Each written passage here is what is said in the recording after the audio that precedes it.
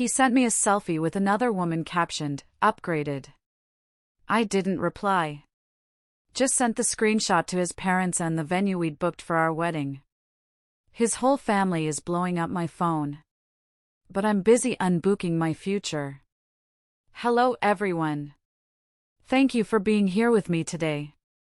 Before I begin my story, I'd love to know which city you're joining us from. Please feel free to share in the comments. Now, let me take you into this story. Man, I can't believe I'm actually sitting here, typing this out. It feels surreal, like I'm debugging someone else's messy, broken code, but this is my life. Or at least, it was my life until the entire system crashed about 3 weeks ago. My name is Prudence. Most people just call me Prue. I'm 28 years old, and I work as a senior software developer for a major logistics firm. My world, my entire way of thinking, is built on logic. It's built on clear syntax, defined variables, and the absolute, comforting certainty that if you write the code correctly, the program will run. There is no gray area in my line of work. It's binary. It's either true or false. It works, or it crashes. I wish I could say the same about relationships. Relationships are messy variables that refuse to follow the rules. I've been with Wallace for 2 years. We've been engaged for 6 months, and we were supposed to get married in October.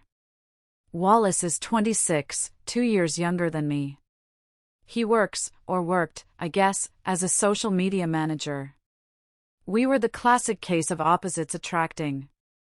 I'm the one in the oversized hoodie, staring at 2 monitors in a dark room, analyzing complex data structures until my eyes burn. He's the one chasing the golden hour, obsessing over filters, hashtags, and engagement metrics. I live in the back end, he lives for the front-end user interface. For a long time, I thought that balance was good for us. I grounded him, he brought me out of my shell. He made me try new restaurants, I made sure he paid his taxes. It felt like a fair trade.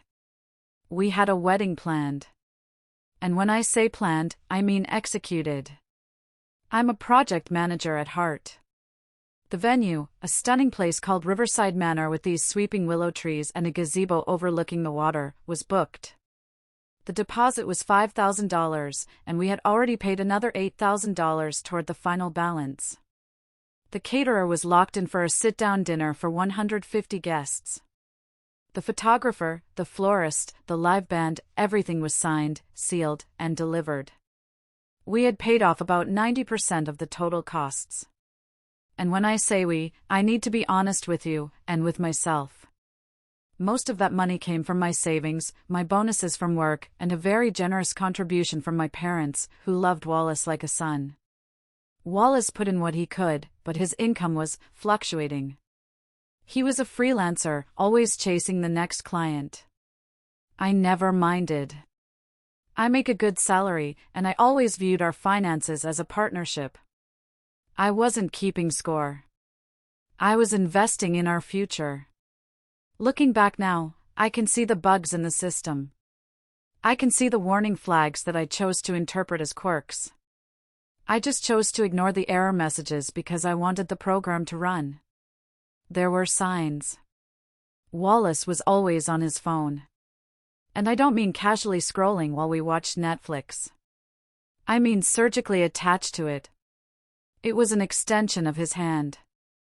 We'd be out at a nice dinner, a date night that I had planned and paid for at a steakhouse, and he'd be under the table, tapping away furiously. I remember one night vividly. It was our 2-year anniversary. I had worn a new dress, done my hair, really tried to look nice outside of my usual remote work sweatpants. Wallace, I whispered, reaching across the table to touch his hand. Happy anniversary. He didn't even look up. The blue light from his screen illuminated his face, making him look distant, almost ghostly. Just checking the analytics, babe, he mumbled, swiping up. Engagement peaks at 8 p.m. on Thursdays. Gotta ride the algorithm or the post dies. Can't the algorithm wait for an hour? I asked, trying to keep the hurt out of my voice. We ordered the wine 15 minutes ago. You don't understand, Prue, he said, finally looking at me, but with a look of mild annoyance rather than affection. The internet doesn't sleep. If I miss this window, my client's reach drops by 15%. That's money out of my pocket. Do you want me to lose money? I pulled my hand back. No, of course not. Exactly. So let me just finish this caption. I sat there, sipping my wine alone, surrounded by other couples who were actually looking at each other. I told myself it was just his job. He was ambitious. He wanted to build a name for himself. I respected the hustle, or what I thought was hustle. I tried to debug his behavior, finding logical reasons for why he was ignoring me. He's stressed. He's building a career for us. He's doing this so we can afford a house. I was running a simulation of a happy marriage in my head, while the hardware was actually on fire. The reality was, Wallace lived for the external validation of strangers. He cared more about how our relationship looked in an Instagram story than how it actually felt on a Tuesday night on the couch. The cracking point started with the wedding invitations. About 2 months ago, we sat down to pick the cardstock. This mattered to me. It was the first tangible thing people would see. Wallace, I need your opinion, I said, holding up 2 samples. Do you like the cream with the gold inlay, or the ivory with the charcoal text?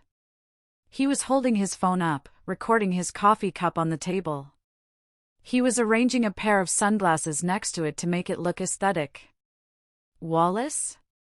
The second one, he said, not looking at the cards. Hey, can you move your hand? You're blocking the lighting. The shadow is ruining the shot. I moved my hand. I felt a lump form in my throat. You didn't even look at them. I trust your taste, babe. You're the aesthetic genius, well, for traditional stuff. He snapped the photo. That night, he posted the video of the coffee and the sunglasses with the caption, "Wedding prep madness with the best fiancé ever. So blessed to be building a life with you. #WeddingSCN, #love, #grind. He hadn't even looked at the invitations. He hadn't helped me address a single envelope. But the comments flooded in immediately. Goals. You guys are so cute. True love looks so good on you. I wish my boyfriend was this involved. He lay in bed next to me later, reading the comments out loud, beaming. He was so happy that people thought we were happy. He fed off their envy. I turned off the lamp and lay there in the dark, listening to his steady breathing, wondering why the man lying next to me felt like a hologram. But we were 3 months away from the wedding.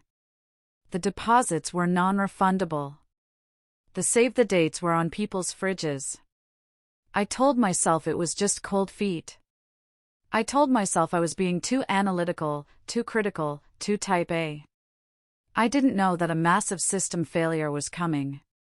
And it arrived in the form of a fitness model named Cyrus. Part 2, The Lover's Debut. The dynamic in our house shifted drastically, and rapidly, about a month ago. That's when Wallace landed this new client. He came home one Tuesday evening, buzzing with an energy I hadn't seen in months. He was practically vibrating, his eyes wide and manic.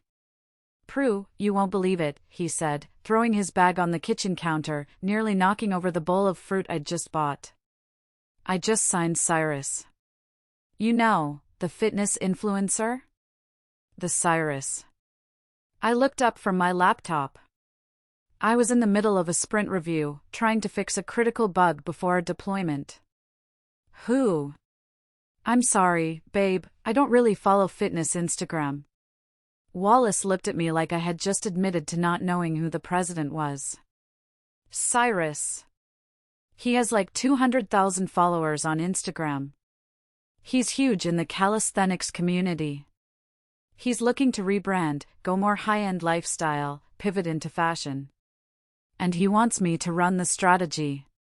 That's amazing, Wallace, I said, forcing a smile, genuinely trying to be happy for him. That sounds like a huge opportunity for your portfolio. It is. It's massive. This could double my visibility.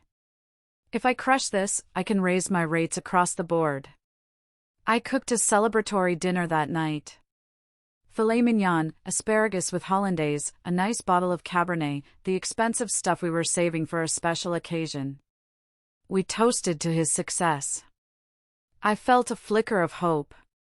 Maybe if he felt successful in his work, he'd be less insecure, less glued to his phone, and more present in our relationship. I was wrong. Dead wrong. Within a week, Cyrus wasn't just a client, he was the center of our universe. He was the sun, and Wallace was the planet caught in his gravity. Wallace's schedule dissolved. He started working late every single night. And I'm not talking about staying at the office until 6 p.m. I'm talking about midnight, 1 a.m., 2 a.m. returns. I would sit up, waiting for him, the dinner I'd made getting cold and congealed on the stove. When he finally stumbled in, smelling of expensive cologne and sweat, he wouldn't even apologize. Content creation takes time, Prue, he'd say, kicking off his shoes. Cyrus is really committed to growing his brand. We have to strike while the iron is hot. I understand, I'd say, sitting at the kitchen island, my eyes tired from staring at code all day. But do you have to be there for every single shoot? Can't you just edit the content remotely? You have a setup here. Wallace rolled his eyes, a gesture I was seeing more and more often. It was a look of condescension, like I was a child who didn't understand how the adult world worked. You don't get it. It's about the vibe. It's about capturing the authentic energy. I can't do that from a desk in our guest room. I need to be in the mix. Then came the strategy sessions. The photo shoots. The networking events at clubs I wasn't invited to.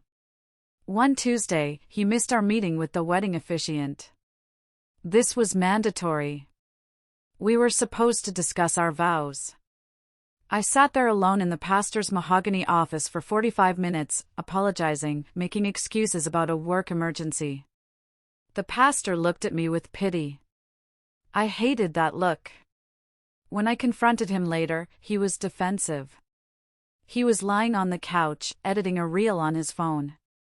Prue, this is actually really fun, he said, ignoring my anger completely. He turned the phone to show me a video of a shirtless guy doing pull-ups on a beach at sunset. Look at this shot. The lighting is insane. Cyrus is so creative and motivated. It's inspiring to be around someone who pushes this hard. I felt a cold knot form in my stomach. I'm creative and motivated, Wallace. I just got promoted to lead dev. I manage a team of 10 people. Yeah, but that's code, he dismissed it with a wave of his hand. This is art. This is lifestyle. It's different. He was speaking about this man, Cyrus, with a level of admiration he had never, ever shown me. He wasn't talking about me to Cyrus, he was talking about Cyrus to me. Constantly. It was Cyrus this, Cyrus that. Cyrus thinks we should change the font on the wedding invites. Cyrus loves this new filter. Cyrus says keto is the only way to maintain mental clarity, so I'm not eating pasta anymore. I stared at the pasta I had just cooked for him. You love pasta, Wallace. Not anymore. Cyrus says carbs are brain fog. I was paying the mortgage.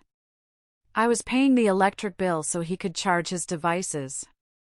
I was managing the entire mental load of our upcoming wedding, coordinating vendors, handling the RSVP list. And he was out playing assistant, cameraman, and cheerleader to a man who modeled gym shorts for a living. My patience was wearing thin, but I still gave him the benefit of the doubt. I told myself that maybe I was jealous of his passion. Maybe I was just a boring software engineer who didn't understand the hustle. I tried to rationalize it. I tried to tell myself that he was doing this to pay for the honeymoon. But the resentment was building. It was like a memory leak in a program, slow, invisible at first, but gradually consuming all available resources until the crash is inevitable. I remember asking him one night, when he came home at 11 p.m. on a Friday, "Are you sure this is all billable hours? You're spending 80 hours a week with him. Is he paying you for 80 hours? Wallace laughed, a sharp, dismissive sound. "It's an investment, Prue. You have to spend time to make connections. Cyrus is going to introduce me to his whole network. Once I'm in with his crew, I'm set." "Just don't burn yourself out," I said quietly, turning back to my book. "I won't," he replied, his eyes glued to the screen, typing a reply to someone. I've never felt more alive. That stunned more than anything. Being with me, planning our wedding, building our home, that was settling down. Being with Cyrus, holding a ring light while another man posed, that was being alive. I stayed silent. I kept the peace. I kept paying the vendors. I kept waiting for him to come back to me. But he was drifting further and further away, pulled by a current I couldn't see. Part 3, The Aesthetic Net. 2 weeks before everything blew up, the physical transformation started. And it wasn't subtle. It was a hard reset. Wallace had always been a decent dresser: jeans, t-shirts, hoodies, the occasional button-down for a nice dinner. Standard, comfortable guy stuff. But suddenly, his wardrobe underwent a complete overhaul. He came home one Saturday with 5 shopping bags from high-end boutiques downtown. He started pulling things out. Tighter clothes. Muscle shirts that showed off arms he didn't really have yet. Jeans that looked painted on, with rips in the knees that cost extra. He bought a pair of designer sunglasses that I knew cost at least $400, more than my car insurance payment. "What is all this?" I asked, looking at the pile of clothes on the bed. "We're supposed to be saving for the catering balance, Wallace." He adjusted his collar in the mirror, admiring himself. "It's the aesthetic, Prue. Cyrus's audience expects a certain look from people associated with his brand. I can't show up to these events looking like a suburban dad. I need to fit the vibe. I need to look like I belong in the industry." "You're the social media manager," I pointed out, trying to keep my voice calm. "You're behind the camera. You're holding the phone. Who cares what you wear?" "Sometimes I'm in the background," he said quickly, too quickly. "Behind-the-scenes content. It's huge right now. People want to see the team. It builds trust. It's all about branding." He looked ridiculous to me, like he was wearing a costume of someone else. He started wearing a heavy silver chain necklace. He started using words like lit, bet, and no cap unironically in our kitchen. But again, I let it slide. It's his body, his choice. If he wanted to go through a mid-20s crisis, fine. But then, the changes crossed the line from personal style to shared finances. This is where Prudence the fiancée stepped back, and Prudence the accountant stepped forward. I handle the budget in our house. I have a master spreadsheet for everything: income, fixed expenses, savings, the wedding fund. We have a joint account specifically for household bills and wedding payments. We both contribute to it, though recently, I was contributing about 80% while Wallace's contributions were always pending client payments or coming next week. I was doing my weekly reconciliation on a Thursday evening. I had a glass of wine, my glasses on, scrolling through the transaction history of the joint account. And there it was. A withdrawal for $2,000. My heart stopped for a second. Did the venue cash a check early? Did we miss a vendor payment deadline? I checked the vendor list. No. Everything was paid up to date. I clicked on the transaction details. It wasn't a vendor. It was a transfer to a prepaid debit card service, labeled vaguely as MKTXP. Marketing expense? I felt a flush of heat rise up my neck. I waited for Wallace to come home. It was 11:30 p.m. when he finally walked in, humming to himself. "Wallace," I said, turning my laptop screen toward him before he could even put his keys down. "What is this $2,000 withdrawal from the joint account?" He didn't even flinch. He walked to the fridge and grabbed a sparkling water. "Oh, that's for the marketing fund." "What marketing fund?" I stood up. "That's the money for the wedding flowers, Wallace. That is the florist's deposit." "Why did you move it?" "Relax, Prue. God, you're so intense." He cracked the can open. "I had to front some cash for a location permit for Cyrus's shoot next week. His funds are tied up in international transfers right now because of some banking holiday in Europe. He's going to pay me back with interest next week. It's an investment. I'm doing him a solid, and he's going to owe me." "You took $2,000 out of our wedding money to pay for our permit for your client?" My voice rose, echoing in the kitchen. "Without asking me? Without even a text?" "I didn't think I needed permission to do my job," he snapped, his face darkening. "You're so uptight about money. You treat our relationship like a spreadsheet. You have to spend money to make money. Cyrus is good for it. He's a millionaire, Prue. It's not about him being good for it. It's about you draining our liquid assets for a third party without discussion. That is a security breach, Wallace. That is our money." "Stop talking like a computer," he yelled, slamming the water can down on the counter. Water splashed everywhere. "God, you're so unromantic. I'm trying to build an empire here, I'm trying to level up, and you're worrying about damn flowers. Do you have any vision at all?" He stormed into the bedroom and slammed the door so hard the frame shook. I stood there in the kitchen, trembling. Unromantic.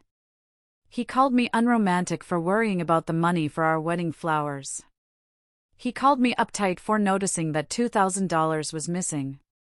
I didn't go into the bedroom that night. I slept on the couch. But before I did, I opened a new tab on my laptop. I started a new spreadsheet. I titled it Discrepancies. If he wanted to treat our relationship like a business transaction, I would audit him like one. I logged the $2,000. I logged the dates he was late. I logged the missed appointments. I logged the changes in his behavior. I was confused, hurt, and angry. But underneath the emotion, the developer in me was waking up. I was starting to realize that this wasn't just a glitch in the software. This was a feature of who Wallace really was. And I needed to gather more data before I executed the termination command. Part 4, the burner account and the missing night. Prudence the fiancée was heartbroken, crying into her pillow. But Prudence the developer? She was getting suspicious. And a suspicious developer is a dangerous thing. Wallace's behavior regarding his phone had gone from attached to paranoid. He started taking it into the bathroom with him for 40-minute showers. He started sleeping with it under his pillow, his hand curled around it like a weapon. When I walked into a room, he would flip the screen face down on the table. That's a classic pattern.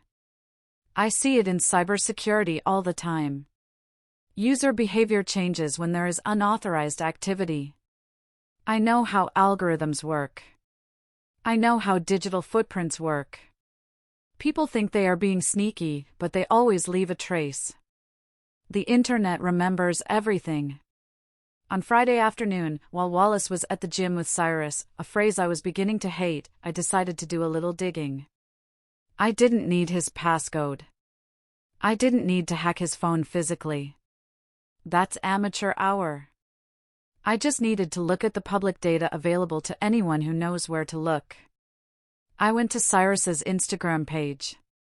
I scrolled through the comments on his recent posts. Hundreds of heart eye emojis, fire emojis, thirsty comments from fans, bots selling crypto. It was a mess. But I started looking for patterns. I was looking for a specific syntax. There was one account that kept popping up.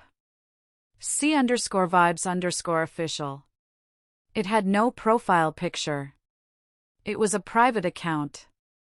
But it was commenting on every single post Cyrus made within seconds of it going live. Looking huge, bro. So inspiring. Can't wait for the weekend. This fit is fire. I clicked on the account. It had 0 followers and followed exactly one person, Cyrus. I used a simple metadata tool to analyze the account's creation date. It was created 3 weeks ago, exactly the same week Wallace started working with Cyrus. Then I looked at the linguistic markers. The account used specific phrases Wallace used all the time. Grind set. Level up. And the excessive use of the rocket ship emoji rocket. But then I saw the comment that made my stomach drop to the floor. On a photo of Cyrus shirtless at the beach, staring at the horizon, C_vibes_official had commented, "My view is better than yours." Winking face. And Cyrus had liked the comment. My hands were shaking over the keyboard. Was this Wallace?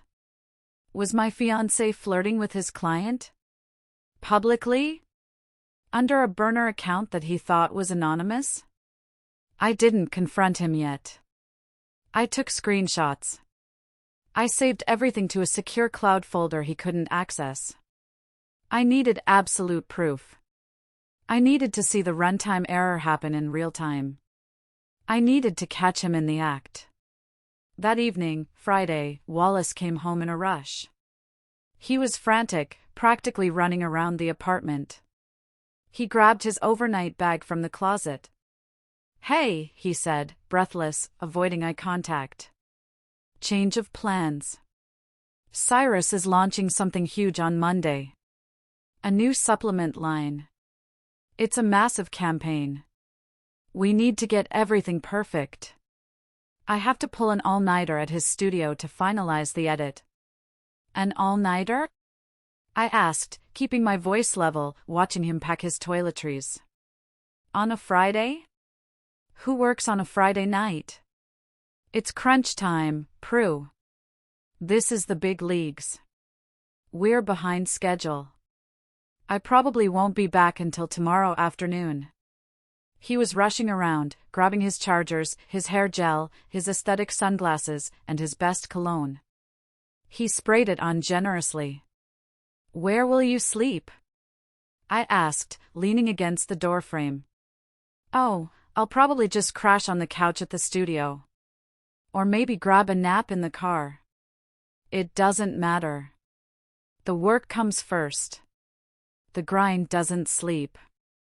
He stopped at the door. He looked at me, and for a second, I saw a flash of something in his eyes. Guilt? Fear? Or maybe it was just annoyance that I wasn't cheering him on like a good little fiancé. "It's super urgent, Prue. Huge Monday launch. I'll text you, promise. Love you." "Love you," I said automatically. It tasted like ash in my mouth. The door clicked shut. I heard his footsteps fading down the hallway. I heard the elevator ding. I heard his car start up in the parking lot below and drive away. I stood in the hallway of our apartment, the apartment I paid for, filled with the furniture I assembled, and listened to the silence.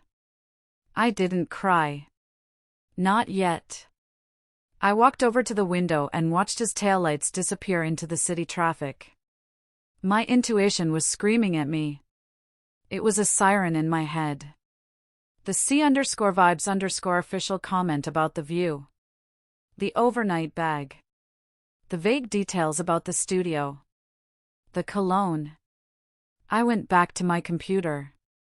I logged into our cell phone provider's website. Since the account was in my name, I could see the call logs in real time. No calls to a studio. No calls to an office. But plenty of texts, hundreds of them, to a number I didn't recognize. I sat there all night, waiting.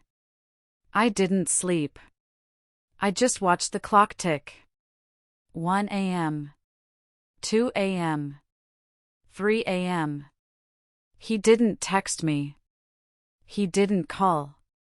I was watching my relationship compile errors, line by line, preparing for the inevitable crash. I sat in the dark, realizing that the man I was supposed to marry was currently with someone else, and he had used my trust as a cover story. Part 5, Fake Evidence and the Checkup Call. Saturday morning broke gray and heavy. I had fallen asleep at my desk around 4:30 a.m. with my head resting on my crossed arms. I woke up with a stiff neck, a dry mouth, and that horrible, disoriented feeling you get when you sleep in the wrong place. The sunlight was filtering through the blinds, illuminating the dust motes in the air. The apartment was dead silent. The first thing I did was check my phone. My heart was hammering against my ribs. There was a text from Wallace, sent at 8:30 a.m. Sorry, babe. Cyrus's campaign took forever. We worked until 4 a.m. editing. I was dead on my feet, so I crashed at Mildred's place since she lives closer to the studio than we do. Didn't want to drive drowsy. See you later today. Love you. I stared at the screen. I read the text 3 times. Mildred. Mildred is one of our mutual friends from college. She's a sweet girl, an accountant, very responsible. She lives downtown, about 10 minutes from where Cyrus's supposed studio is. It was a plausible lie. On paper, it made sense. He was tired, he went to a friend's house to sleep. But there were 2 massive bugs in this code.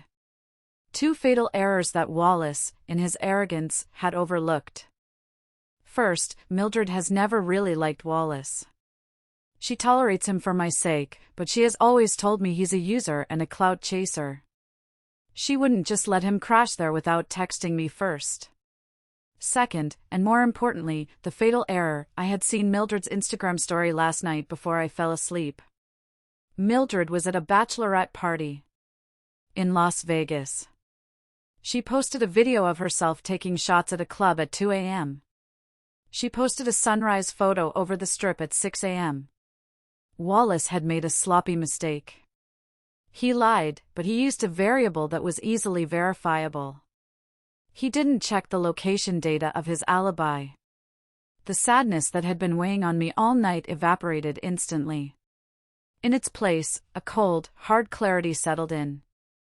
It was the same feeling I get when I finally find the line of code that's breaking the entire application. Found you. I didn't reply to Wallace. I didn't scream. I didn't throw the phone. Instead, I dialed Mildred. She picked up on the 3rd ring.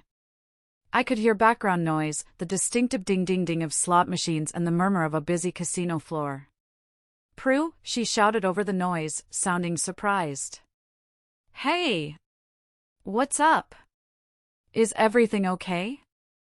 It's like 9 a.m. there. Hey, Mildred, I said, my voice frighteningly steady. Sorry to bother you.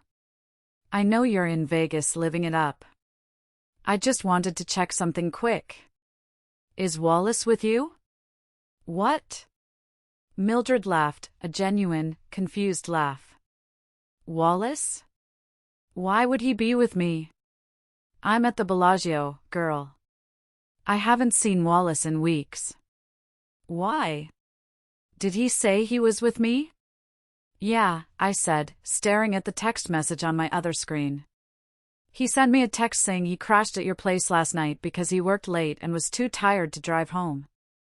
The line went quiet for a second.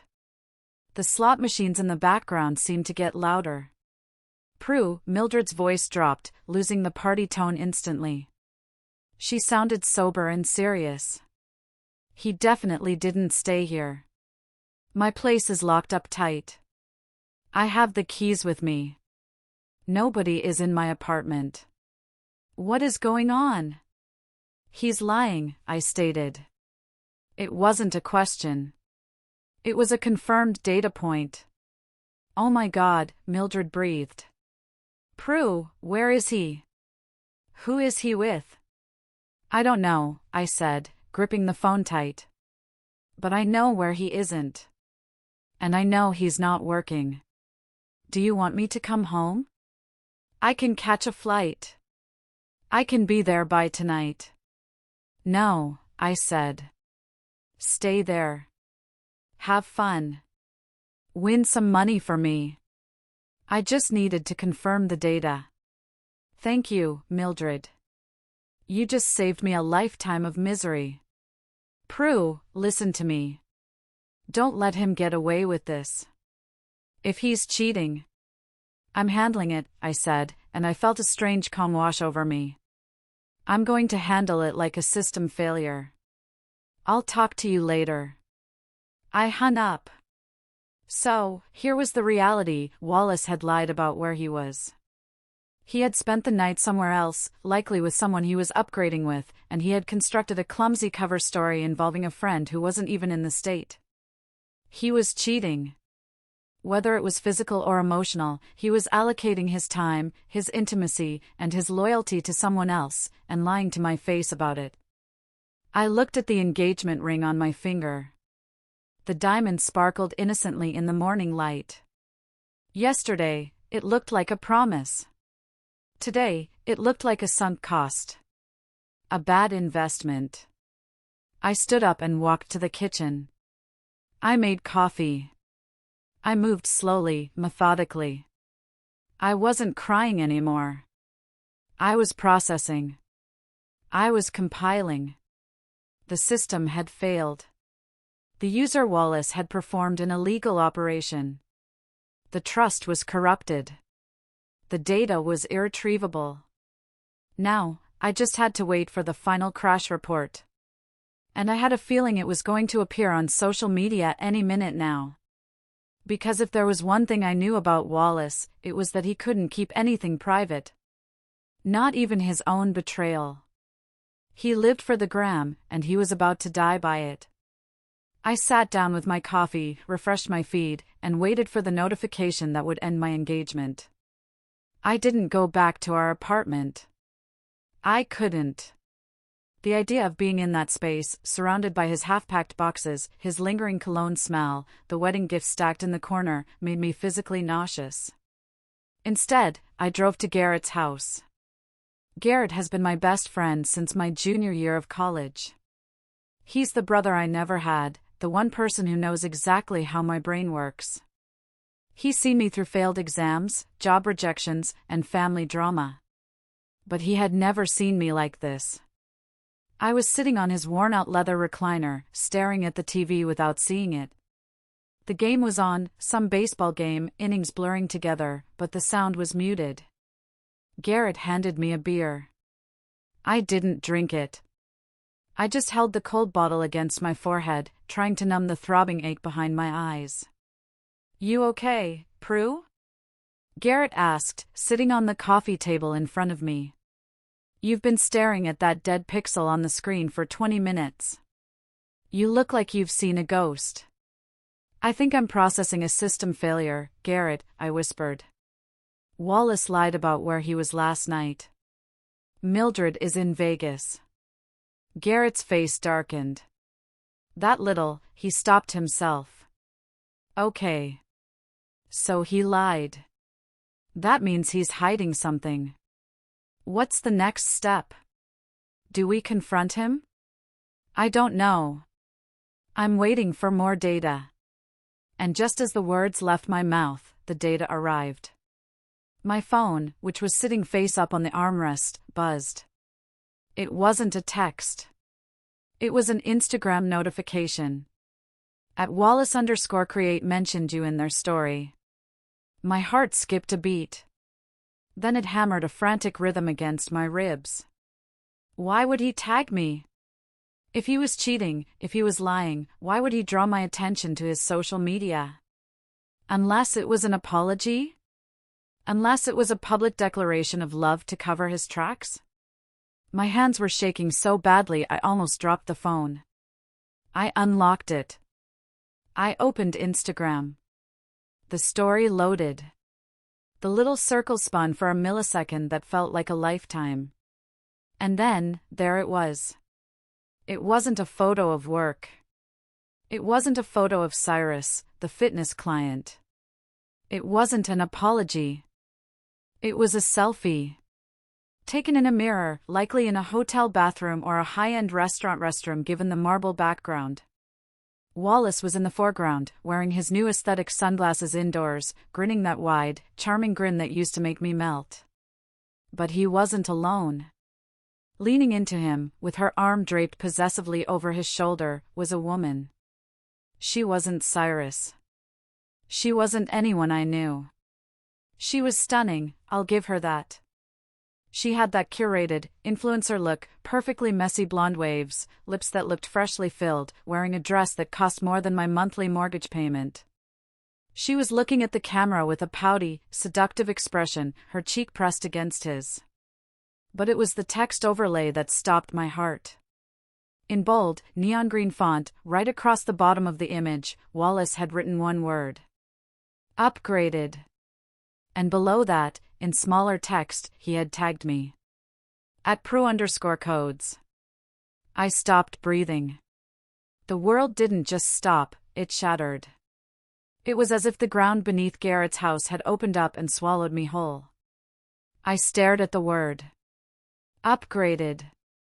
He wasn't just cheating. He was broadcasting it. He was bragging about it. He was telling the world, and specifically tagging me to ensure I saw it, that he had traded me in for a newer, shinier model.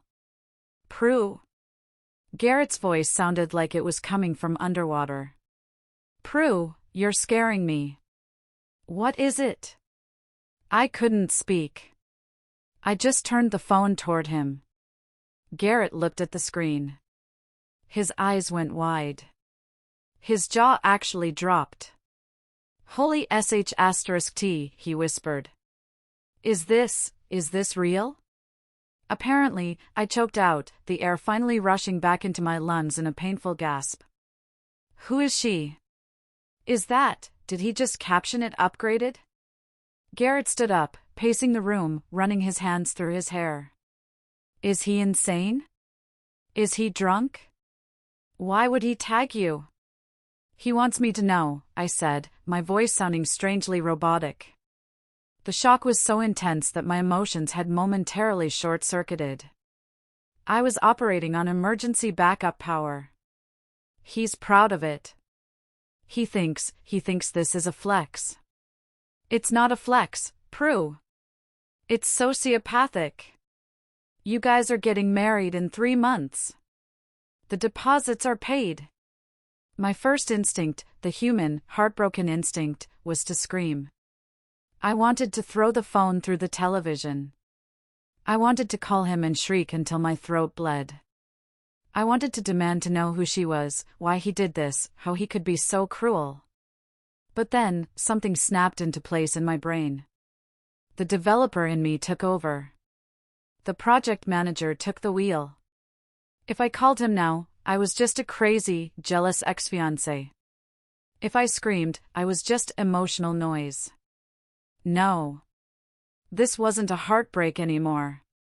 This was evidence. Garrett, I said, my voice dropping an octave, becoming icy calm. Hand me my laptop. What? Prue, you need to cry. You need to let this out. I'll cry later.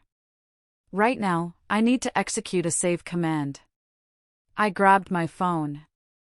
My fingers flew across the screen. Step 1, screenshot. I captured the image. Step 2, screen record. I started a recording, tapping on the profile of the woman tagged. Her handle was at Bella_Lux_life, of course it was, clicking on the timestamp, scrolling through the comments that were already starting to roll in. Bro, she's fire. Major upgrade. What happened to the old girl? I recorded it all. Every single pixel of disrespect. He posted this knowing it would disappear in 24 hours, I told Garrett, my eyes glued to the screen. He thinks he can inflict this damage, get the ego boost from his followers, and then claim it was just a joke or for engagement later. He thinks this evidence is temporary. I saved the files. I uploaded them to my cloud drive. I emailed them to myself. I created a folder named Termination of Contract. What are you going to do? Garrett asked, sitting back down, looking at me with a mixture of fear and awe. Are you going to call him? No, I said, staring at the photo of Wallace and his upgrade one last time before closing the app. I'm not going to give him the satisfaction of hearing my voice. He wants engagement. He wants a reaction. He wants to be the main character. I stood up and smoothed down my shirt. The pain was there, a jagged, ripping sensation in my chest, but I shoved it into a mental box and locked the lid. He tagged me because he wanted to hurt me, I said. He wanted to show his parents, his friends, and my family that he's winning. Okay. If he wants an audience, I'll give him an audience. But I'm not replying to the post. Then what? I'm going to send this to the people who actually matter. The people who are holding our money. I looked at Garrett. I'm unbooking my future, Garrett. And I'm starting right now. Part 7, Lawyers, Contracts, and the Cold Logic of Good Faith. The living room at Garrett's house became my command center. I didn't cry. I didn't eat. I drank 3 cups of black coffee and turned on my work mode playlist, lo-fi beats that usually helped me code for 12 hours straight. The first call wasn't to my mother. It wasn't to Wallace. It was to Preston. Preston, or Tom, as we knew him in college, was an old friend of Garrett's who had pivoted from engineering to law. He was a shark in a suit, specializing in contract law and civil disputes. He wasn't a divorce lawyer, but what I needed right now wasn't a divorce lawyer. I wasn't married yet. I was a party in a breached contract. I dialed his number. It was Saturday, but I knew Preston worked weekends. Prue, he answered on the second ring. I haven't heard from you in ages. Everything okay with the wedding prep? Don't tell me you need a prenup last minute. I need to know about liability, Preston, I said, cutting straight to the chase. I need to treat a relationship failure as a system failure. I need to know my exposure. Preston's tone shifted instantly. Okay. Talk to me. What happened? The wedding is off. The engagement is terminated effective immediately. I'm sorry to hear that, Prue. Truly. But legally speaking, why are you calling me? Usually, you just cancel the vendors and lose the deposits. It's messy, but it's standard. I don't want to lose the deposits, I said, looking at the spreadsheet I had just opened on my laptop. We have $13,000 sunk into Riverside Manor alone. Another $8,000 across catering and photography. That's $21,000, Preston. That's a down payment on a house. I paid 80% of that. Standard vendor contracts usually have a non-refundable clause, Prue. Unless the venue burns down or acts of God occur, you're usually out of luck. What about breach of good faith? I asked. What about public disparagement or gross misconduct? Preston paused. That's harder to prove in a wedding contract. Usually, that applies to corporate sponsorships. Why? What did he do? Did he cheat? He didn't just cheat, Preston. He posted a photo on Instagram with another woman, captioned upgraded, and tagged me in it. Silence. Long, heavy silence on the other end of the line. He did what? Preston asked, his voice dropping. He publicly announced, to our entire social circle and the public, that he has upgraded from me. While we are under contract with these vendors for a wedding celebrating our union. Prue, Preston said, and I could hear the sound of him typing furiously on a keyboard. Send me that screenshot. Right now. I forwarded the email. Sent. Okay, looking at it now, a pause. Then a low whistle. Wow. That is gold-tier evidence, Prue. This guy is an idiot. Explain. Okay, here's the angle, Preston said, his voice taking on that sharp, professional cadence I needed to hear. Most high-end wedding venues, like Riverside Manor, have clauses about the reputation of the event or conduct of the clients. They market themselves on romance, elegance, and love. Having a groom publicly humiliate the bride on a massive social media platform that taints the event. It makes the wedding impossible not just because of a breakup, but because of a hostile environment created by one party. So I can get the money back? I can draft a demand letter, Preston said. We frame this not as a change of heart, which loses you the deposit, but as a constructive cancellation caused by hostile action. Essentially, Wallace made the event impossible to host by destroying the premise of the contract publicly. It's a breach of the implied covenant of good faith. I need to understand the liabilities, I said, typing notes into my spreadsheet. I'm treating this as a bug fix. I'm purging the bad code. I want to recover as many resources as possible. Prue, you sound incredibly calm. Are you okay? I'm efficient, Preston. I can fall apart later. Right now, I have $21,000 to recover. All right. Here's your strategy. That public upgraded post is your weapon. It's not just a breakup text. It's a public statement. Send that screenshot to every single vendor. Tell them that due to the groom's public repudiation of the relationship and disparagement of the bride, the event is cancelled. Ask for a refund based on his misconduct. Will it work? With the small vendors? Maybe not. But with the big ones who care about their image? Absolutely. Riverside Manor does not want to be associated with a guy who posts upgraded about his mistress. It's bad PR. If you imply that you might share their refusal to refund you alongside his post, they'll cave. So I use the screenshot as leverage. Exactly. It's nuclear, Prue. But he launched the missile first. You're just guiding it back to him. Thanks, Preston. Send me the bill. On the house, Prue. Get him. I hung up. I looked at the screenshot again. It wasn't just a picture of a cheating fiancé anymore. It was a legal asset. It was a key.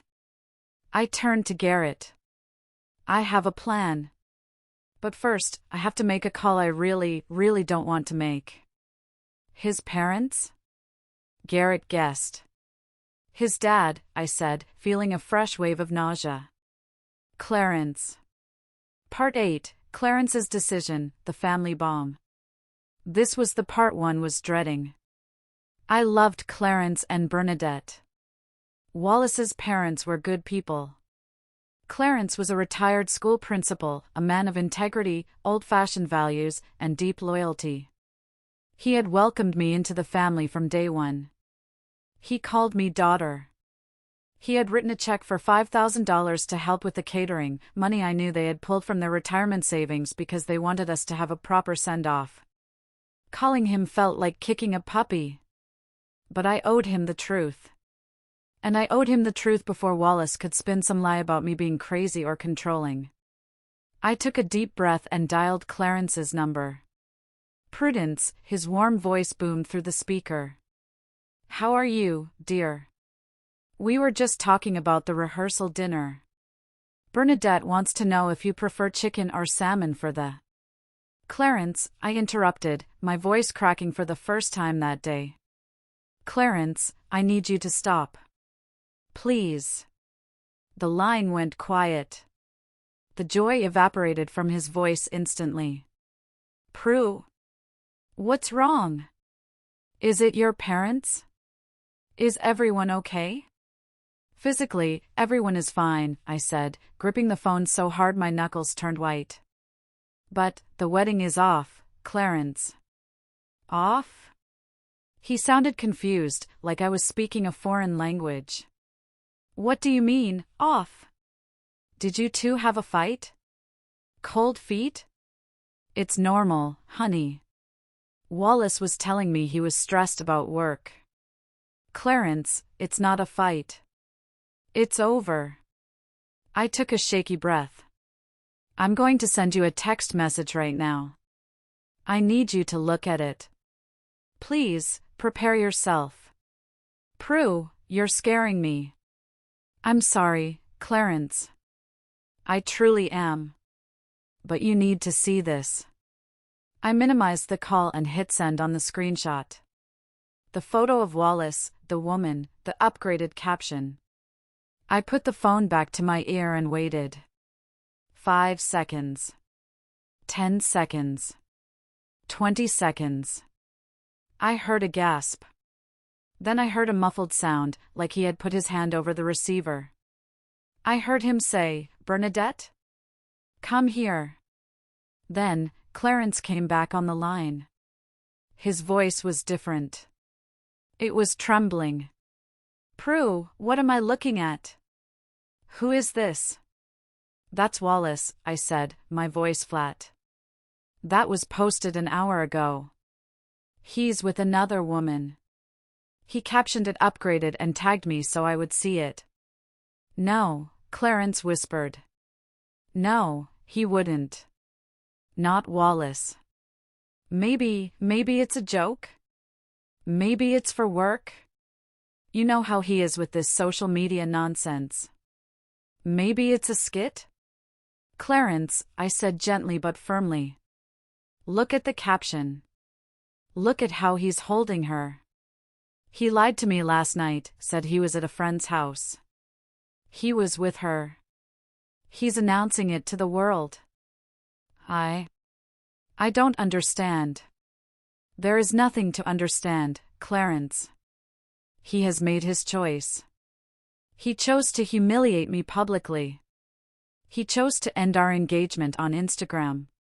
Let me call him, Clarence said, his voice rising in panic. Let me get to the bottom of this. Don't do anything rash, Prue. Don't cancel anything yet. Let me talk to him.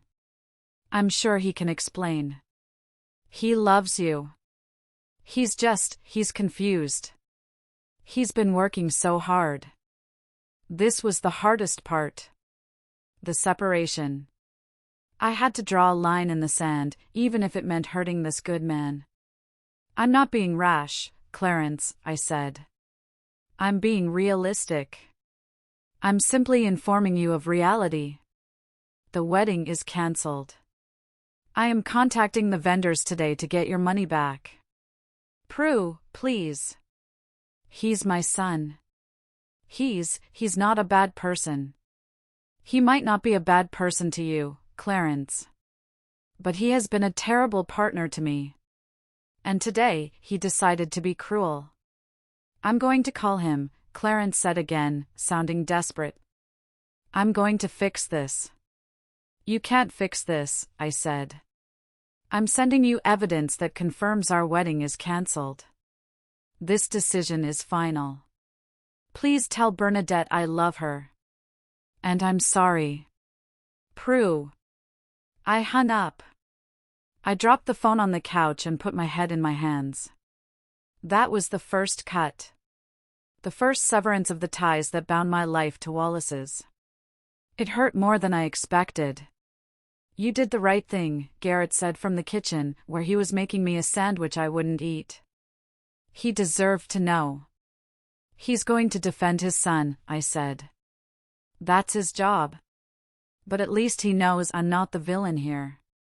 My phone buzzed again. I picked it up, expecting a barrage of texts from Clarence. But it wasn't Clarence. It was Wallace. He hadn't called. He hadn't texted. He had posted another story. Part 9, Wallace's failed counterattack. Curiosity is a fatal flaw in my operating system. I shouldn't have looked. I should have blocked him right then and there. But I needed to know. I needed to see the crash report. I opened Instagram again. Wallace had seen that I viewed his first story.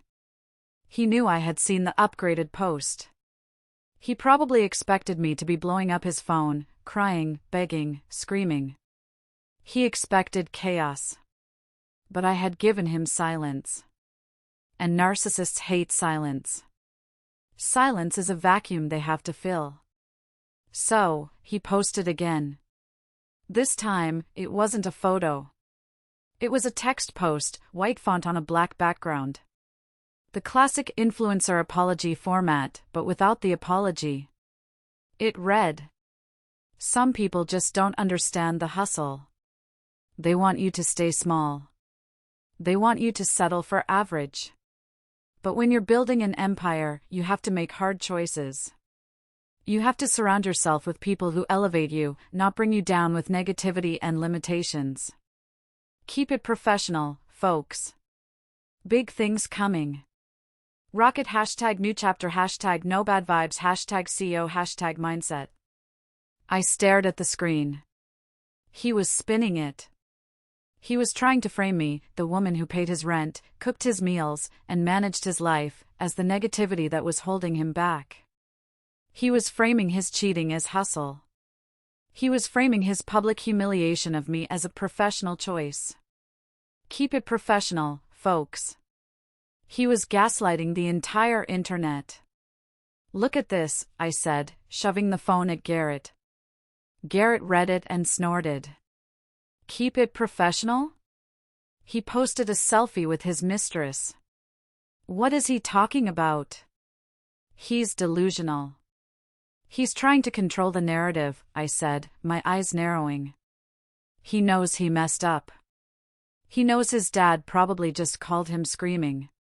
So now he's trying to paint me as the bitter, unsupportive ex before I even say a word. It's pathetic, Garrett said. No, I said, a cold smile touching my lips. It's perfect. Perfect? It's data point number 2. See? He says keep it professional. He's admitting that his actions are tied to his business persona. He's admitting that this is a public, professional stance. I screenshotted the second story. He just handed me the ammunition for the vendors, I said. He's not just a cheating groom. He's a brand risk. He's publicly bashing the bride while we are still under contract. I opened my laptop again. I pulled up the email draft to Riverside Manor. He wants to talk about hustle? I muttered, my fingers flying across the keys. I'll show him hustle. I'm about to hustle him out of every deposit he thinks he owns. I didn't feel sad anymore. The sadness had calcified into something harder, sharper. I felt like a surgeon stepping up to the table. Prue, Garrett said, watching me. You're scary when you're like this. I'm not scary, Garrett, I said, hitting attach file and selecting both screenshots. I'm just debugging the system. And I'm about to purge the virus. Part 10, The Vendor Massacre. The next 3 hours were a blur of hold music, customer service voices, and cold, hard negotiation. I called it the Vendor Massacre. I started with the biggest target, Riverside Manor. Riverside Manor, Events Department, this is Jennifer speaking. Hi Jennifer, I said, my voice steady and professional. This is Prudence, the bride for the October 15th wedding. Oh, hi Prudence. Calling to finalize the menu? No, Jennifer. I'm calling to cancel the event. Immediately. A pause. Oh. I'm so sorry to hear that. As per your contract, since we are within the 90-day window, the deposit and the second payment are non-refundable. I can cancel the date, but... I'm aware of the standard cancellation policy, Jennifer, I cut in. However, I am invoking the clause regarding conduct and reputation. I have just sent an email to your management team with attached evidence. Evidence? My fiancé, the groom, has publicly posted photos of himself with another woman on social media, tagged me, and captioned it upgraded. He has also posted subsequent statements disparaging me and the wedding itself as negativity that he is leaving behind. I let that sink in. Jennifer, if I am forced to pay for a wedding that the groom is publicly mocking on the internet, I will be forced to share my experience with Riverside Manor's handling of this situation. I don't think you want your beautiful venue associated with a man who uses your book date to launch a hustle culture cheating scandal. Jennifer went silent. I see the email now. Oh my. Yes. Oh my is right. As you can see, this is a hostile breach of the spirit of the contract. He has made the event impossible to host. I am requesting a 75% refund of all monies paid. I am willing to forfeit 25% for your administrative time, but I will not pay for a venue for a man who has currently humiliated me to his 5,000 followers. I need to speak to the owner, Jennifer stammered. Can you hold?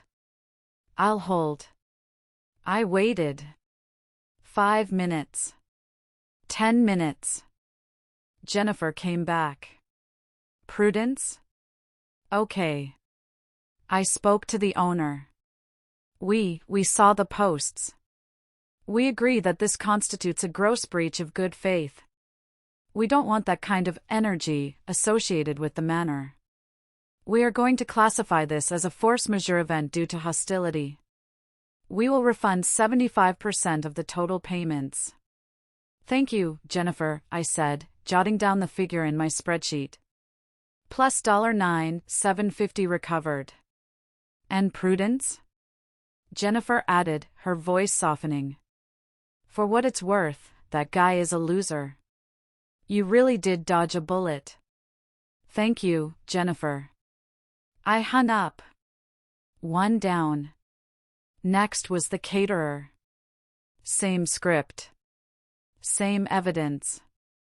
Look at the timestamp, I told the catering manager. He posted this while I was confirming the hors d'oeuvres count with you.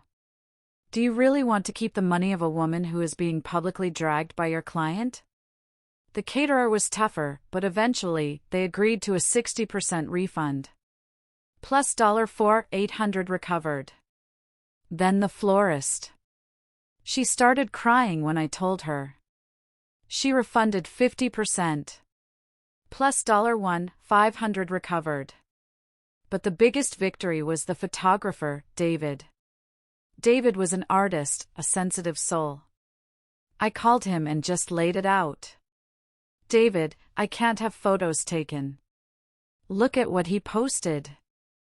I sent the screenshot.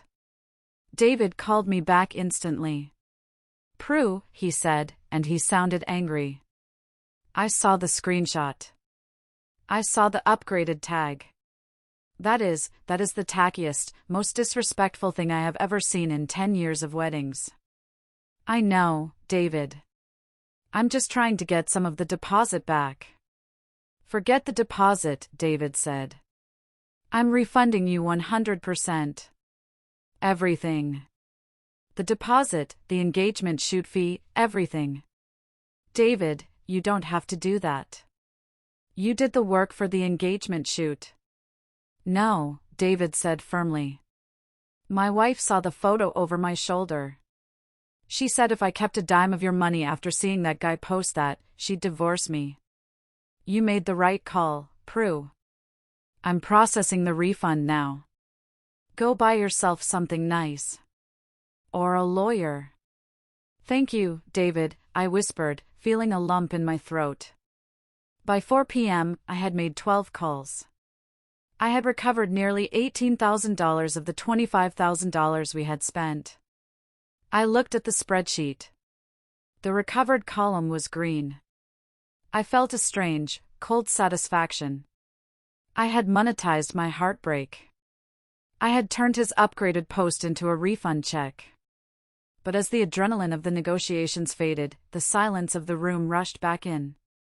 My phone started buzzing again. But this time, it wasn't vendors. It was the family. The flying monkeys were waking up. Clarence. Bernadette. Harriet, Wallace's sister. Even a few of our mutual friends. The screen lit up with names of people who wanted answers, who wanted to defend him, or who just wanted to consume the drama. I looked at Garrett. "I'm exhausted," I said. "You did good, Prue," Garrett said, handing me a glass of water. "You fought back." "I'm not done," I said, looking at the flashing screen. "Now comes the hard part. The fallout." I reached for the phone, not to answer it, but to activate the next phase of my protocol, the firewall. Here are parts 11 through 17, the conclusion of the story. I have expanded these sections significantly to explore the psychological warfare, the legal battles, and the ultimate emotional transformation, ensuring a total word count for this section of over 4,500 words. The moment I hung up with the last vendor, the silence in Garrett's living room didn't last. It was shattered by the vibration of my phone against the coffee table. It sounded like an angry hornet trapped in a jar. I had activated what I call the vendor protocol, dealing with the business side first. Now, I had to face the DDoS attack, distributed denial of service, from the family. In cybersecurity, when a system is overwhelmed by malicious traffic, you install a firewall. You block the IPs. You reroute the traffic. You don't stand there and let the server crash. But it's harder when the traffic is coming from people you spent 2 years calling family. My phone screen was a blur of notifications. "Bernadette, Wallace's mom. Prudence, please pick up. Clarence is hyperventilating. We need to understand. Harriet, Wallace's sister. WTF, Prue? You sent that to Dad? Are you trying to give him a heart attack? Bernadette, it's just a misunderstanding. Wallace says it's a marketing campaign. Please, let's talk. Harriet, you're destroying his life over a picture. Pick up the phone. Clarence, missed call. Clarence, missed call. Wallace, missed call 15 times. I looked at Garrett. He was watching me with that protective, brotherly look. You don't have to answer them, he said. You can turn it off. I can't turn it off, I said, my voice steady but my hands trembling slightly. If I go silent, they control the narrative. They'll tell everyone I'm having a mental breakdown. They'll say I'm irrational. I need to set the boundary. I picked up the phone. I didn't call Clarence. He was too emotional. I didn't call Wallace. He was the enemy. I opened the text thread with Harriet. Harriet was 24, worked in PR, ironically, and had always been Wallace's biggest enabler. She was the leader of the Flying Monkeys, the people the narcissist recruits to do their dirty work. I typed, Harriet, your brother posted a photo with another woman captioned upgraded while I was home paying for his wedding bills. I didn't destroy his life. I just forwarded his own public post. If you want to be angry, direct it at the person who created the content, not the person who saw it. The reply came instantly. The bubbles danced for a second, then. Harriet, you don't get it. You're so rigid. Wallace is an artist. He has to create buzz. That girl is just a model. It's a collab. You're throwing away a marriage because you're insecure. Insecure. The word hit me like a slap. For 2 years, I had dimmed my light so Wallace could shine. I had paid the bills so he could play entrepreneur. I had stayed quiet while he ignored me for his phone. And now, I was the insecure one? I realized then that there was no logic here. You cannot debug a program that is written in a completely different language. They were speaking enabler, and I was speaking reality. I decided to execute the firewall. I went to my settings. Clarence and Bernadette, muted. I couldn't block them yet, I still loved them too much, and I needed them for the lease logistics later. Harriet, blocked. I didn't need her PR spin. Wallace, blocked. Then, I sent one single, mass text to Clarence and Bernadette. Clarence, Bernadette. I love you both. But Wallace has made his choice publicly. I have cancelled the venue and the vendors to protect my financial future. I am not going to discuss this further today. I need time to process. Please do not come to the apartment. I am not there. Any further communication regarding the separation of assets must go through my lawyer, Preston. Here is his number. Send. It felt cold. It felt corporate. But it was necessary. You okay? Garrett asked. I feel light, I said, and I meant it. I just closed 1,000 open tabs in my brain. I don't have to explain myself to them. The screenshot explains everything. But the storm wasn't just on my phone. It was inside me. The adrenaline from the vendor massacre was wearing off, and the reality was setting in. I was 28. I was single. I was homeless, temporarily. And the man I thought was my soulmate had traded me for likes. I need a drink, I said. A real one. Garrett grinned. Way ahead of you. I ordered pizza and tequila. Part 12, Financial Victory and the Honest Confession. Sunday morning, the day after the upgraded post, was strange. I woke up on Garrett's guest bed. For a split second, I forgot. I reached out for Wallace. My hand hit the cold wall. Then the memory rushed back. The photo. The upgraded caption. The calls. The cancellation. It hit me like a physical blow to the chest. I curled up in a ball and let myself cry for exactly 10 minutes. I set a timer. Prudence, the project manager, allowed 10 minutes for grief. Then, Prudence, the survivor, had to get up. I checked my email. It was a Sunday, but the wedding industry never sleeps. There was an email from the lead singer of the band, the Midnight Soul. We had booked them for $4,000.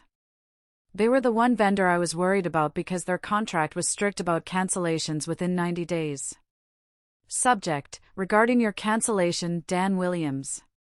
I opened it, bracing for a fight. I was ready to threaten bad reviews. I was ready to send the screenshot again. Hi Prudence. I received your voicemail and the context you provided regarding the cancellation. I usually don't check emails on Sunday, but my manager flagged this. Look, I've been in the wedding business for 20 years. I've seen cold feet, I've seen family brawls, I've seen grooms run off with bridesmaids. But I have never seen a groom publicly humiliate a bride on social media like that. We checked the post. It's disgusting. Technically, the contract says we keep the deposit. But screw the contract. My band doesn't play for guys like that. We're refunding you the full amount, minus the $50 processing fee the bank charges us. Use the money to throw a "thank God I didn't marry him" party. We'll even play it for free if you want. Best. Dan. I stared at the screen. Tears welled up again, but these were different. They weren't tears of pain, they were tears of relief. Of validation. Total strangers, people who had a financial incentive to keep my money, were looking at the evidence and saying, "You are right. This is wrong." Wallace's family, the people who claimed to love me, were telling me I was crazy. Strangers were telling me I was a victim of injustice. It was a powerful data point. It confirmed that my moral compass wasn't broken, Wallace's reality distortion field was just that strong. I updated my spreadsheet. Band, plus $3,950 recovered. Photographer, plus $3,500 recovered. Venue, plus $9,750 recovered. Caterer, plus $4,800 recovered. All told, in less than 24 hours, I had recovered nearly $22,000. I felt a surge of power. Wallace had tried to bankrupt me emotionally. But financially? I was bulletproof. I had turned his viral moment into my financial rescue plan. I walked into the kitchen. Garrett was making coffee. "Good news?" he asked, seeing my face. "The band refunded me," I said. "And the photographer." "David, the photographer, told me his wife said she'd divorce him if he kept the money." Garrett laughed. "See? The world isn't all bad. Just the part of it Wallace occupies." "I feel vindicated," I said. "It's like the code finally compiled without errors." "I'm not crazy, Garrett. What he did was objectively horrible." "It was," Garrett said, his face serious. "And now, you have the resources to start over." "Not just start over," I said, looking at the spreadsheet totals. "I have enough for a down payment on my own place. A place with no joint account. No aesthetic requirements. Just me." But the victory lap was interrupted. There was a heavy pounding on Garrett's front door. Not a knock. A pounding. "Prue. I know you're in there. Open the door." It was Wallace. Part 13, the plea on the doorstep. My stomach dropped through the floor. I froze. "How does he know I'm here?" I whispered. Garrett looked at his phone. "Snapchat map? Did you turn it off?" I cursed under my breath.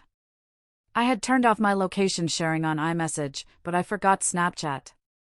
The digital leash was harder to cut than I thought.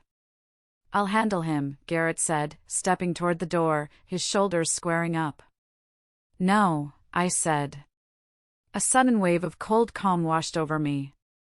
The same calm I felt when I negotiated with the venue. "No. I need to do this. I need to see him. I need to see the glitch in person." I walked to the door. I took a deep breath. I opened it. Wallace was standing on the porch. He looked disheveled. But not in a "I've been crying all night" way. In a "I've been partying and now I'm annoyed I have to deal with consequences" way. He was wearing the same clothes from the upgraded photo. The sunglasses were perched on his head. He smelled like stale alcohol and that expensive cologne he bought with our money. "Finally," he said, pushing past me into the living room without even asking. "Do you know how many times I called you? You blocked me?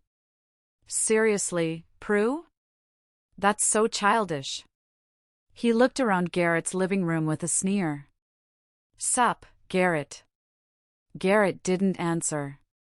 He just crossed his arms and leaned against the kitchen island, watching Wallace like a hawk. "What do you want, Wallace?" I asked. I didn't close the door. I stood by it, holding it open. "We need to talk," Wallace said, turning to face me. He put his hands on his hips. "You completely overreacted. You sent that photo to my dad?" "My dad is losing his mind, Prue. He thinks I'm some kind of monster." "You posted the photo publicly, Wallace," I said. My voice was quiet, devoid of the screaming anger he probably wanted. "I just forwarded your own content. If the content makes you look like a monster, that's a branding issue, not a delivery issue." "It was a joke," he threw his hands up. "God, you have no sense of humor. It was for engagement." Cyrus challenged me to create a viral relationship moment. "The girl is nobody. She's an aspiring model we hired for the night. Bella. She knew it was fake. I knew it was fake. It's acting, Prue." "And the caption?" I asked. "Upgraded?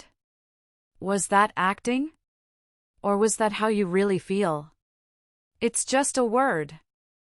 It gets clicks. Upgraded is a trending keyword right now in the alpha male lifestyle niche. I was tapping into a demographic. I looked at him.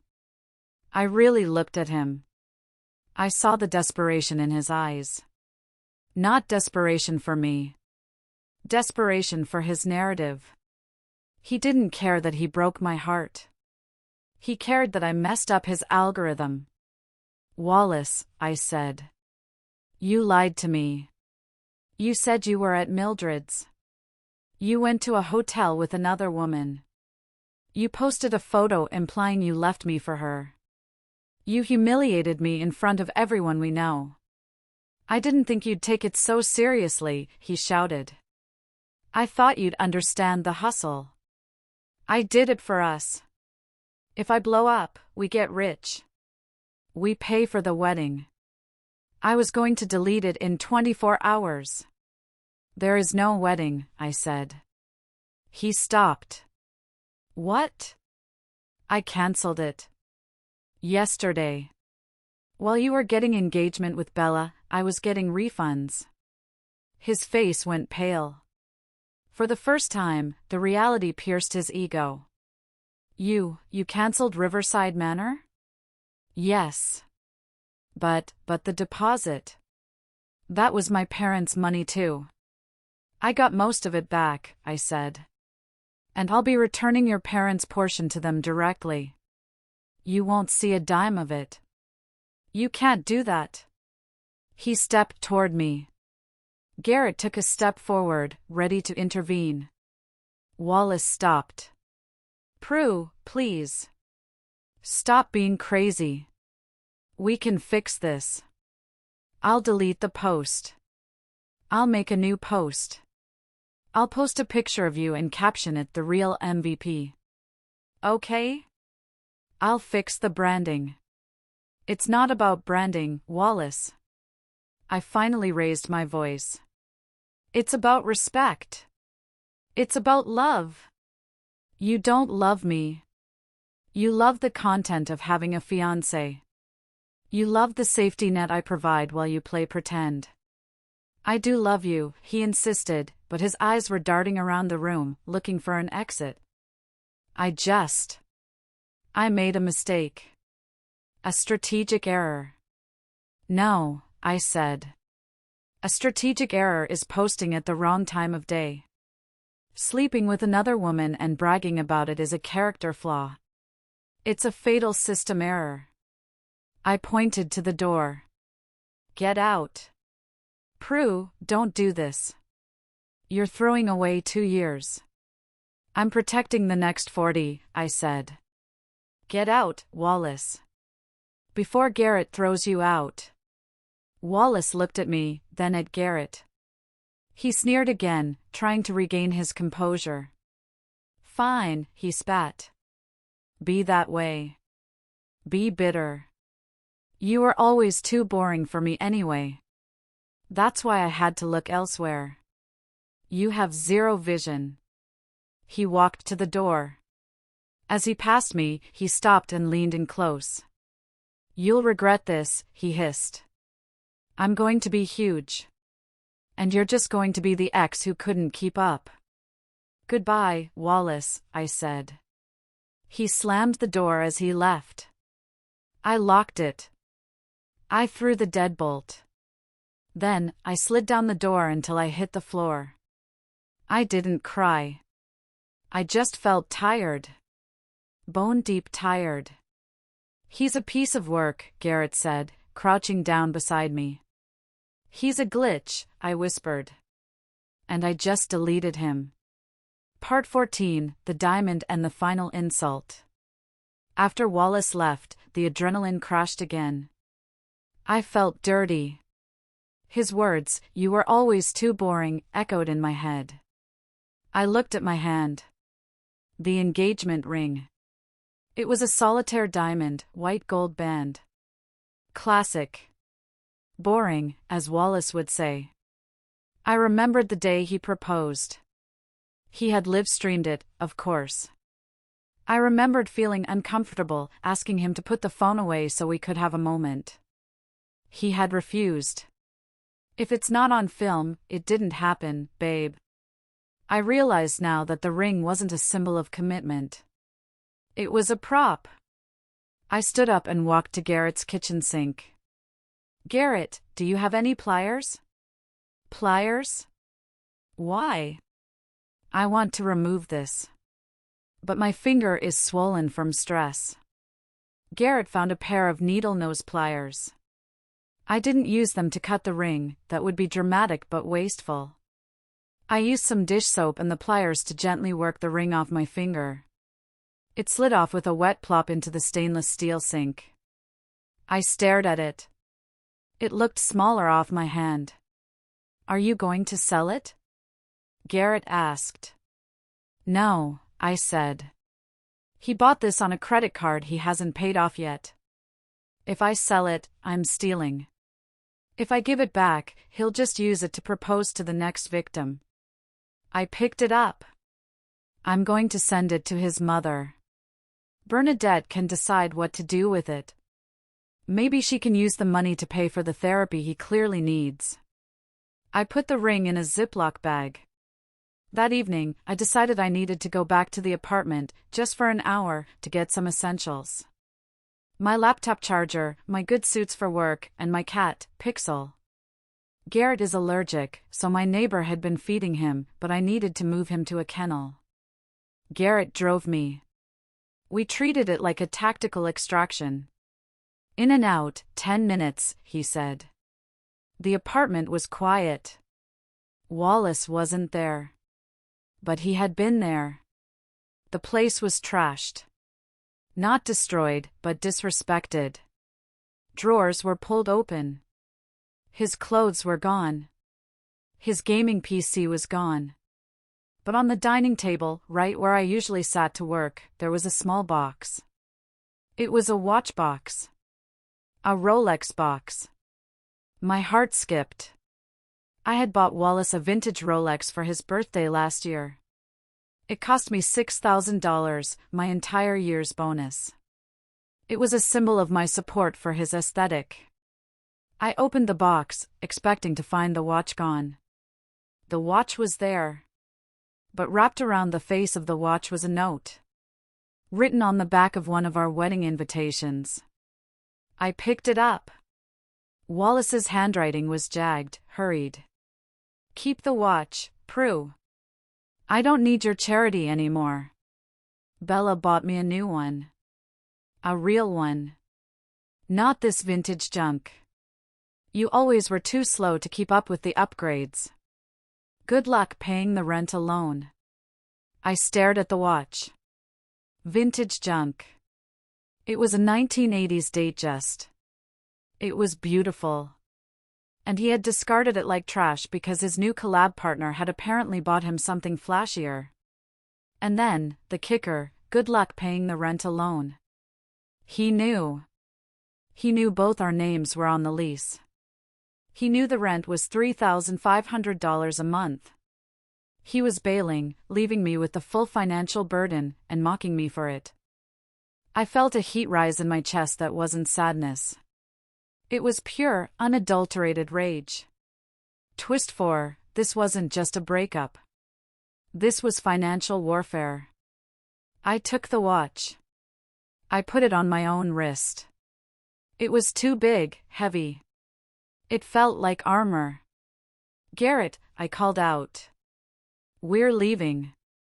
But first, take a picture of this note. Why? Because, I said, fastening the heavy clasp of the Rolex. This note proves he has abandoned the property and the lease.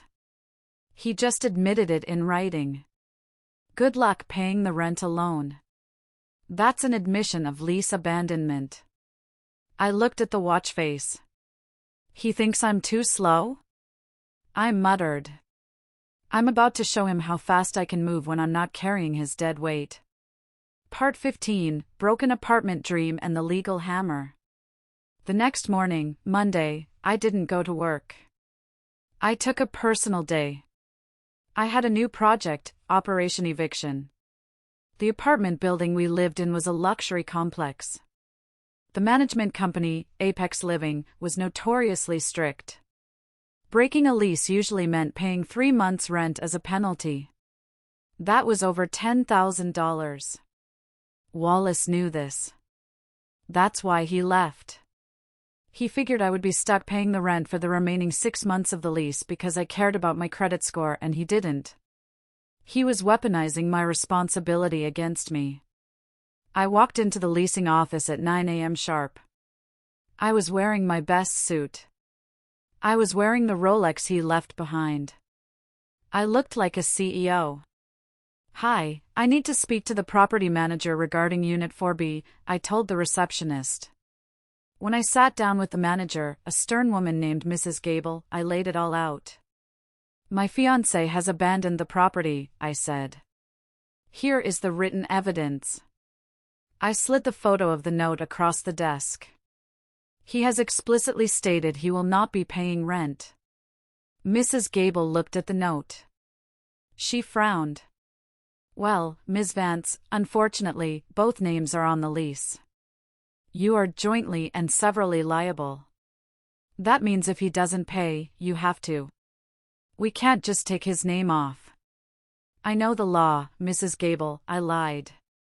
"I actually just knew what Preston had told me on the phone 5 minutes ago. However, this note also indicates a hostile environment. And since he has vacated, I am requesting permission to sublet his portion of the unit immediately. Or, I am requesting a lease break due to domestic instability." "We don't usually allow sublets," Mrs. Gable said. "I understand," I said, leaning forward. "But here is the situation. I can pay the full rent this month. But I will not pay it next month. If you don't work with me, I will have to default. And then you will have to evict both of us. It will take months. It will be messy. And I will make sure to countersue the building for not mitigating damages." It was a bluff. I would never default. My credit score was my baby. But she didn't know that. Mrs. Gable sighed. She tapped her pen on the desk. "Okay. Here's what we can do. If you find a qualified tenant to take over the entire lease within 30 days, we will waive the breakage fee. But you are responsible for the rent until then." "Deal," I said. I went home and posted the listing. But I didn't just post it on Craigslist. I posted it on our company's internal message board. Luxury 2BR apartment available immediately. Discounted rent for the first month. Perfect for anyone needing a fresh start. Just like me. By noon, I had 3 inquiries. By 2 p.m., I had a viewing. By 5 p.m., a junior developer named Sarah from the QA department signed the intent to lease. I called Preston. "It's done," I said. "I found a replacement. I'm out of the lease in 30 days. "And Wallace?" Preston asked. "Since his name is on the lease, he technically has to sign the release form," I said. But Mrs. Gable said if he doesn't sign, they can consider his abandonment note as a waiver of rights. "Prue, you are a machine," Preston laughed.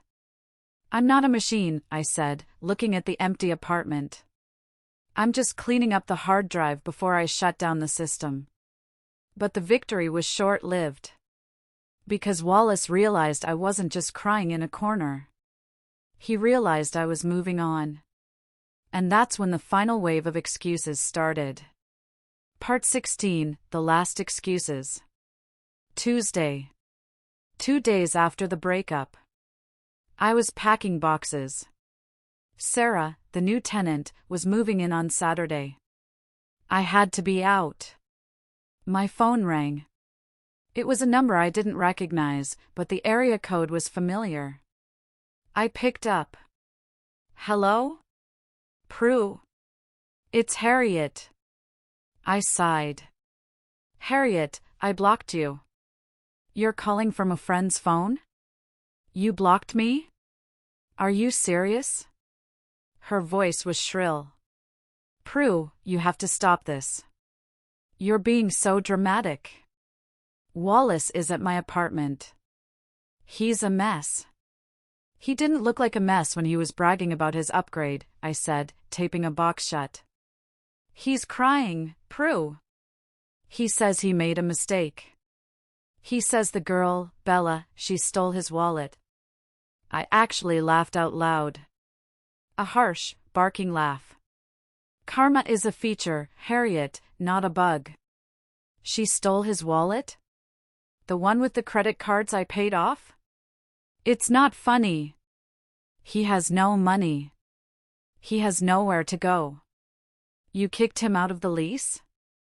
I didn't kick him out. He left a note saying good luck paying the rent. So I found someone else to pay it. I solved the problem he created. He wants to come home, Harriet said, her voice dropping to a whisper. Prue, he loves you. He's just an idiot. We all know he's an idiot. But you're the smart one. You're the one who fixes things. Fix him. Please. Fix him. That was the phrase that broke me. For 2 years, that's what I had been. The fixer. The debugger. The safety net. Harriet, I said, my voice trembling with suppressed emotion. I am not a rehabilitation center for broken men. I am not a workshop. I am a partner. And he fired me. Publicly. But family. He is not my family, I cut her off. He made that very clear. I hung up. 10 minutes later, Clarence called. I answered him because I respected him. Prue, Clarence sounded old. Tired. I saw the note he left you. About the watch. Yeah, I said. It was a nice touch. I am so ashamed, Clarence whispered. I raised him better than that. I don't know who this person is. I know who he is, Clarence, I said gently. He's a man who values attention more than integrity. He wants to apologize. He's asking for a meeting. He says if you just talk to him, explain where he went wrong. Clarence, I said. Wallace chose a calculated decision to create buzz using our relationship. That is not a mistake. A mistake is forgetting to take out the trash. Destroying your fiancé's dignity for likes is a character flaw. It's a feature of his personality. And I cannot patch that. So, this is really it? You're done? I'm letting reality inform my decisions, Clarence. I'm moving out on Saturday. I'm sorry. I understand, Clarence said. You keep the money, Prue. The money we gave for the wedding? Keep it. Consider it an apology from the Williams family. I can't do that, Clarence. Please. Don't send it back. If you send it back, Wallace will just find a way to get it from us. Keep it. Use it for your new life. Please. I realized he was right. If I returned the $5,000, Wallace would guilt-trip his parents into giving it to him for his rebranding. Okay, I said. Thank you, Clarence. You're a good man. I wish my son was, he said. We hung up. That was the final severing. Part 17, The Real Upgrade, Maturity. 3 weeks later. I sat in the waiting room of Dr. Eris, a therapist Garrett recommended. The office smelled like lavender and old books. It had been 21 days since the post. I had moved into a new apartment. It was a studio, small, cozy, and completely mine. No gaming PC humming in the corner. No ring light set up in the living room. Just my plants, my books, and my peace. I had finished the refunds. Total recovered, $23,500. Plus the $5,000 from Clarence. I had almost $30,000 in my savings account. I called it my freedom fund. Wallace? I heard through the grapevine, Mildred, that Bella, the upgrade, had dumped him 2 days after the post because he couldn't pay for the hotel room service. He was currently sleeping on Harriet's couch, trying to pivot his brand to sad boy heartbreak content. It wasn't going well. His follower count had dropped by 2,000 after I went silent. People lost interest when there was no drama to feed on. I walked into the therapy session. "How are you feeling today, Prudence?" Dr. Eris asked. "I feel upgraded," I said, and I smiled. A real smile. "Tell me more." "I realized something," I said. He wanted to upgrade publicly. He thought an upgrade meant a hotter girl, a flashier lifestyle, more likes. But he was wrong. I looked down at my hands. No ring. Just the heavy, vintage Rolex on my wrist, a reminder of my own worth that he couldn't see. The real upgrade wasn't him leaving me, I said. It was me leaving the version of myself that tolerated disrespect. I upgraded my standards. I upgraded my boundaries. I upgraded my life by removing the malware. Dr. Eris nodded. You set clear boundaries and enforce them without trying to control his behavior. That's emotional maturity. That's actually growth. It felt like dying at first, I admitted. But now? It feels like rebooting. That night, I sat on my new balcony, drinking wine out of a mug because I hadn't unpacked the glasses yet. I opened my phone. I didn't check Instagram. I didn't check Wallace's page. Instead, I downloaded a dating app. I set up my profile. Name, Prue. Job, senior developer. Bio, logic-driven, financially independent, and allergy-free. Looking for someone who understands that partnership isn't a marketing strategy. No influencers. I swiped right on life. Wallace thought he upgraded. But all he did was set me free to find my own version 2.0. And let me tell you, the new version runs so much smoother. Sometimes the best response to public disrespect isn't a scream. It's quiet dignity, strategic action, and a really, really good lawyer. My future is officially unbooked. And honestly, I've never been more excited to see what happens next. So, that's my story. If you've ever felt like the logic in a world of chaos, or if you've ever had to debug a toxic relationship, hit that like button. It helps the channel, and honestly, it makes me feel like I'm not the only one who learned this lesson the hard way. And tell me in the comments, what's the biggest red flag you ignored because you wanted the program to work? Stay logical, guys. And never let anyone treat you like a glitch.